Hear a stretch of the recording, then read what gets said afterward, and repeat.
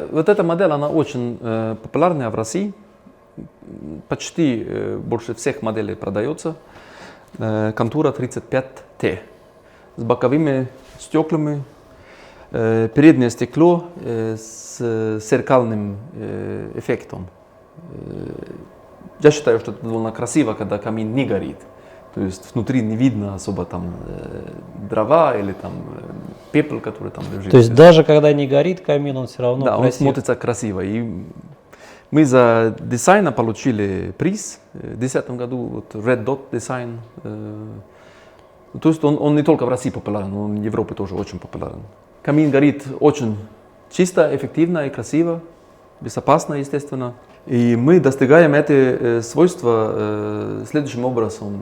Для того, чтобы достигнуть хорошие свойства, надо испытывать камин очень долго в лабораторные испытания.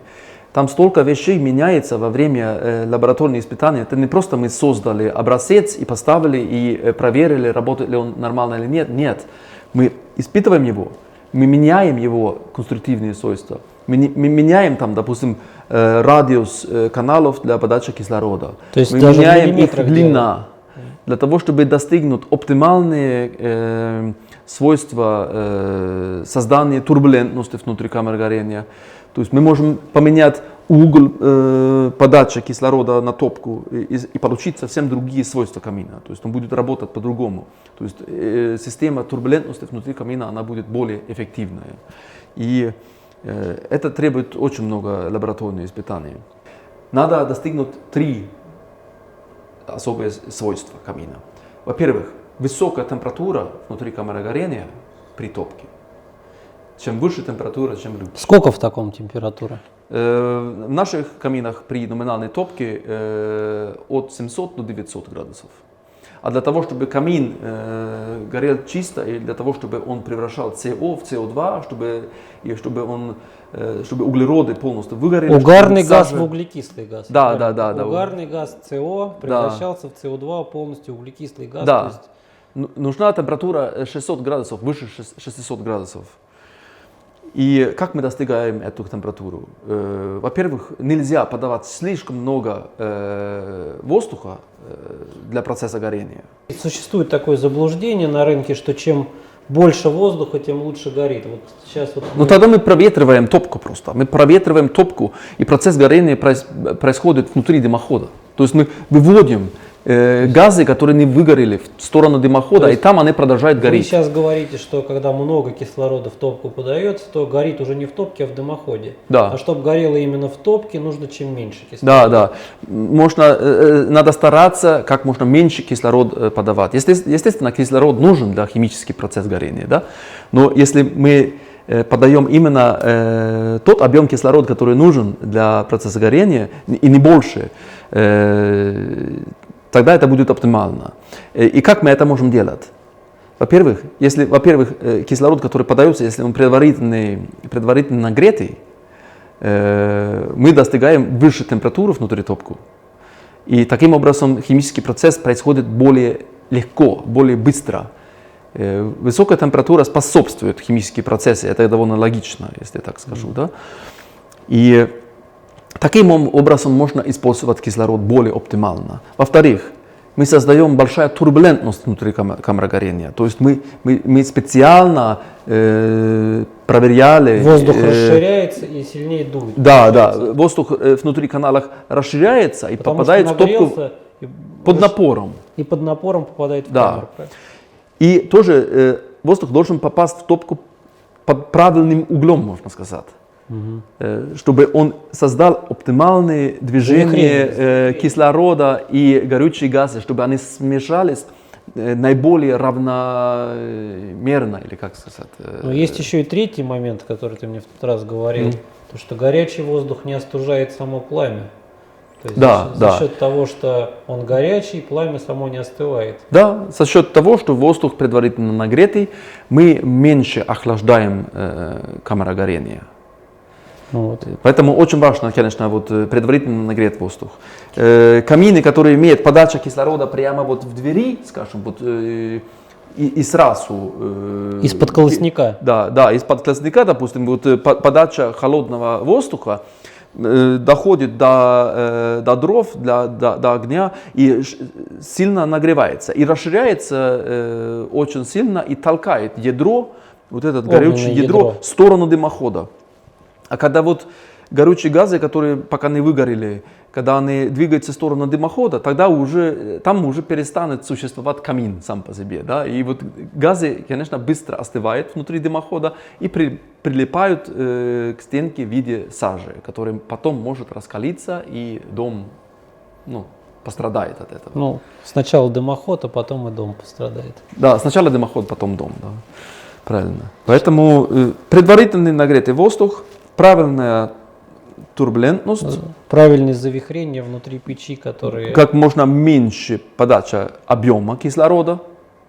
Таким образом, вот странно, газы не слишком быстро, чтобы газы не слишком быстро двигались в сторону дымохода. По-английски есть так называемые 3T. 3T. Это turbulence, турбулентность, температура, temperature и time, время. Вот эти три составляющие, они нам нужны для эффективный процесс горения. Если мы подаем мало кислорода, тогда у нас будет много времени. То есть газы получают много времени для того, чтобы выгореть и для того, чтобы сбрасывать в себя вот энергию перед тем, как они достигают выход из топки. И в этом случае получается так, что процесс горения происходит именно внутри топки, где он должен произойти, не внутри дымохода. Там дымоходы, там газы должны быть уже относительно холодными, и они должны были пройти полностью процесс горения. Опять же, ты рассказывал, что не только дымоход, но и стенки печи относительно холодные. То есть задняя стенка, она представляет. Да, но это больше всего и за счет вермикулита и за счет каналов, которые приварены на задней стенке камина. То есть и тоже конвекционные свойства камина охлаждают заднюю стенку, поэтому вермикулит, конечно, очень хороший материал, потому что он толкает тепло вперед через стекло, через инфракрасное излучение, через стекло толкает тепло вперед. И не допускает, как, допустим, шамот или там еще хуже, стенка из чугуна, да, она проводит очень эффективно тепло через себя, да, в сторону задней стенки. И в этом случае надо делать огнеупорную стенку сзади. При испытании пожарной безопасности мы новую разработку устанавливаем 10 сантиметров от стены, которая имеет много-много датчиков температуры. И потом мы топим эту модель как можно больше. Не по инструкции даже, мы насильно топим ее, больше, чем рекомендуемые мощности. Мы стараемся провоцировать камин настолько много, чтобы температура задней стенки, не камина, а задней стенки дома, чтобы вот температура не достигла выше 85 градусов. То есть максимальная температура, которая может даже при очень агрессивном использовании пойти на стену, это 85 градусов. Да, такие правила, что именно 85 градусов это тот уровень, который мы считаем безопасным. Можно сказать, фирменная гарантия, что при отступе 10 сантиметров ближайшая к камину стенка не нагреется выше 85 градусов. Это мы гарантируем с запасом. То есть это запасом. Просто вот важный момент, если футировка сломается внутри камина, конечно, надо тогда вообще не топить. Вообще камин. тут же интересно не только кроме футировки. Самая важная часть камина — это шнур. Как это вообще странная вещь, что как только выходит из строя шнур на дверце, то камин перестает работать. А как только выходит из строя футировка, печь начинает греть стенку, а не внутри себя пространство. Да, шнур — это очень важная деталь, в связи с тем, что он обеспечивает герметичность камеры горения. Если не будет герметичности камеры горения, тогда не работают все эти функции, которые наши инженеры добились, на которых они работали при разработке топки. Там чистые стекла, там, процесс чистого горения. Вот эти все функции, они не будут работать нормально, если подсос воздуха происходит через дверцы, допустим. Для герметичности шнур должен быть в хорошем состоянии, и для гарантии сохранения герметичности камер горения в течение срок службы данного камина мы используем чугунные дверцы. Чугунные дверцы, они сохраняют свою форму даже при очень высокой температуре, не кривеют и сохраняют герметичность. То есть исключают подсос воздуха за счет искривления дверцы, да. Шнур не подпускает. Да. Вот. Да. В целом мы стараемся не использовать чугун внутри топки, потому что чугун это холодный материал, который охлаждает процесс горения. Но в дверце мы используем чугун, потому что чугун имеет другие свойства, он не деформируется, он сохраняет свою форму. Вот, а еще, я помню, проводятся какие-то испытания на давление внутри печи, то есть подается воздух и проверяют герметичность на заводе. Как я сказал, вот герметичность это очень важно для того, чтобы камин работал так, как мы думали, как мы хотели. Поэтому перед отгрузкой на нашей фабрике проверяется каждая топка, проверяется перед отгрузкой. Мы подаем давление 20 паскаль и допускаем определенную протечку кислорода. Разные модели имеют разные требования по протечку. Если камин не проходит, оператор или тот человек, который проверяет качество, он нажимает красную кнопку, и там камин уходит по определенному конвейеру обратно. Ребята, которые там собирали эту и проверяли камина перед тем, как она проверялась. Поэтому из нашей фабрики никогда не выходит топка, которая не герметичная. Все 100% все топки проверяются, и они все герметичнее при выходе из камина. Про дрова. Какими дровами топят и сколько дров? В принципе, любимый. Вот данный камин, мы пишем, что данный камин работает от 3 до 7 киловатт. Это мы объявляем реальную энергию, которую вы получаете домой, ну, то есть, которая попадает в дом. Там мы уже убирали все потери КПД там, или все потери, которые связаны с тем, что дрова немножко влажные. Там же влажность 20%, если дрова сухие. Да, вот. И камин в этом случае должен работать может работать от 3 до 7 киловатт. Как это вот он 3, а как 7? То есть это как различать? Мы хотели бы, конечно, чтобы данный камин работал от 2 или от 1 киловатта. Но камера имеет определенный размер, и для того, чтобы достигнуть вот эти, как я сказал, 600 градусов, чтобы процесс горения был чистым,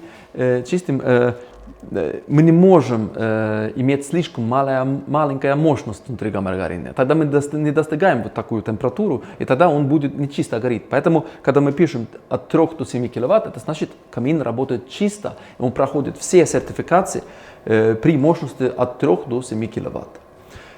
Я тоже хочу добавить, что 7 киловатт это не максимальная мощность в течение короткого времени. Это средняя максимальная мощность, если я так скажу. Вот, если вы топите постоянно, вы можете топить этот камин в среднем 7 киловатт. Вы можете круглосуточно топить этим камином. И если вы положите 2 килограмма дров в час, это соответствует примерно 7 киловатт полезной энергии. Но, естественно, после закладки дров, сразу, когда вы заложили новые дрова,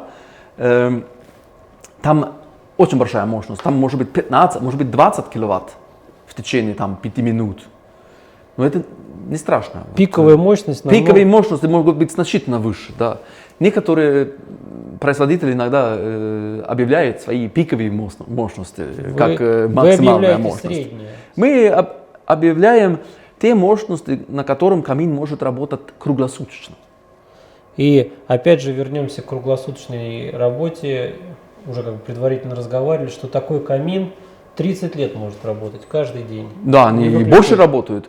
Те камины, которые меняют сегодня в Швеции, они в среднем 37 лет. То есть уже по 40 лет почти отработали. Да, да. То есть, что камин, произведенный 40 лет назад, 40 лет проработает, что камин, произведенный сегодня, он тоже 40 лет проработает. Ну, да, нету вот такого. То, что вот происходит, есть расходные материалы, да, это вермикулит.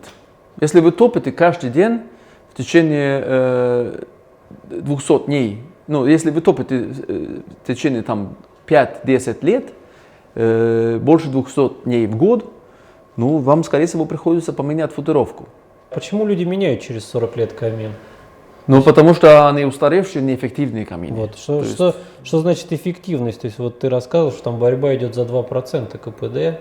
Ну, те камины, которые производили 37 лет назад, они имеют КПД 60%. То есть значительно более низкая эффективность. А этот камин уже 82, если я не ошибаюсь. Вот это 80%. 80. Да. Это у вас одно из самых высоких КПД вот в этом камине, да? Ну, у нас есть 82%. 82 это у Да. которого какая модель? Это 850 или 800 модель. То есть есть 810, 820, 850, 860, 880. Вот разные модели, но топка одна. И вот эта топка очень эффективно, конечно, работает. Это вторая по эффективности топка. Ну, в основном камины наши, они от 79, вот этот, 79 киловатт, до 82 киловатт. Мы работаем над того, чтобы они работали при КПД 90%. Ну, сейчас немножко планы на будущее. Ты мне рассказал, что там в битву идет за какие-то очередные там 2%, бешеные деньги. Конечно, да. Мы работаем все время, мы стараемся найти следующее поколение технологии процесса горения. То есть в будущем будут камины, которые уже 85% КПД. Если возможно. Если это вообще теоретически возможно, то они будут. Да. Некие потери всегда нужны в связи с тем, что для того, чтобы достигнуть тягу дымохода, дымоход должен нагреться и быть горячим. И дымоход же работает как двигатель для процесса горения.